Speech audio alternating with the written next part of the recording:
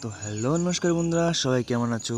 আশা করি সবাই ভালো আছো। আমার এই ছোট্ট চ্যানেলে আপনাদেরকে সবাইকে স্বাগত জানাই।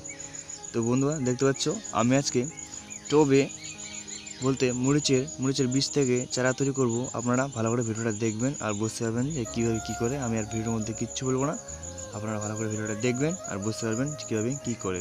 তো চলো বন্ধুরা, ভিডিওটা শুরু করছি।